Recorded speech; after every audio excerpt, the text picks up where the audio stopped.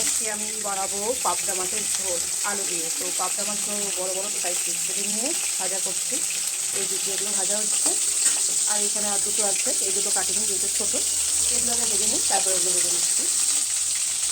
মাছের ঝোল করার জন্য এখানে আলু কেটে রেখেছি, পেঁয়াজটাও কুচি করে রেখেছি, আর এখানে আছে টমেটো, আর এখানে আছে শুকনো লঙ্কার গুঁড়ো, এটা কেটে রেখেছি কালারটা সুন্দর হওয়ার জন্য।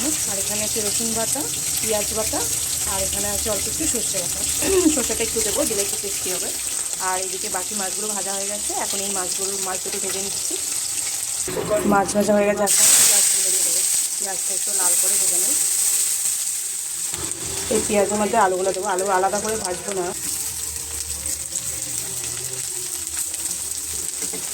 লবণটা এখনই দিচ্ছি, তাহলে আলুটা তাড়াতাড়ি সেদ্ধ হয়ে যাবে।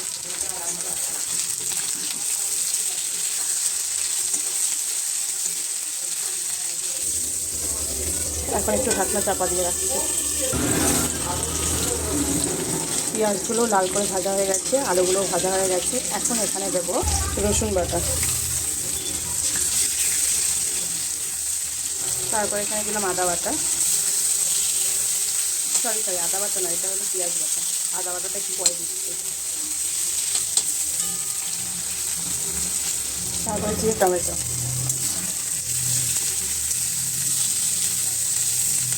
এখানে আছে আদা আর কাঁচা লঙ্কা বাটা।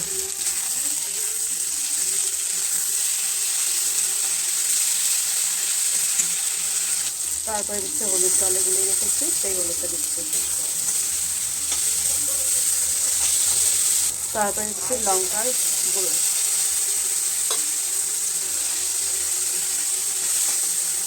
তো এখন ভালো করে মশলাগুলো আলু দিয়ে কষিয়ে নেব।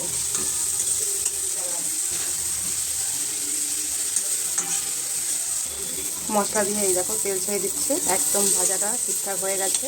তো এখন এখানে দেবো সর্ষে বাটাটা।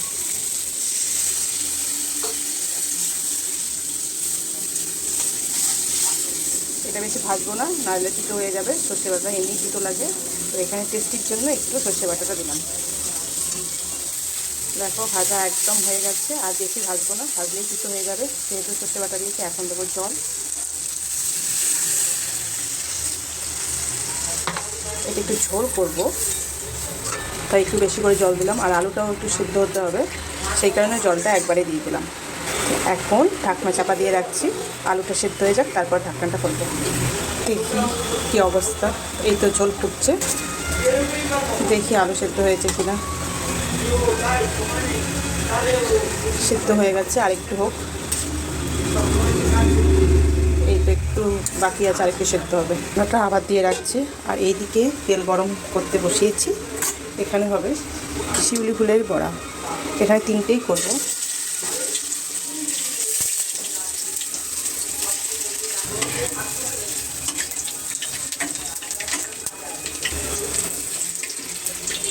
এই বড়াটা করছে আমার শাশুড়ির জন্য।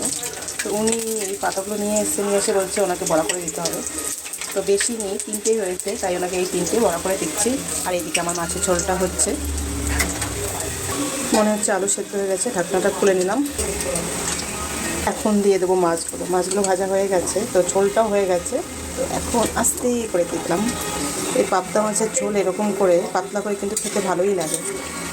তো একদিন করেছিলাম, ভালো লেগেছে, তাই ভাবলাম আজকে একটু শেয়ার করি সবার সাথে এই ঝোলটা। আলু দিয়ে সেরকম আমি ঝোল করি না, পাবদা মাছের ঝালই খাই, কিন্তু মাঝে মাঝে করি, মাঝে মাঝে খেতে ইচ্ছে করে।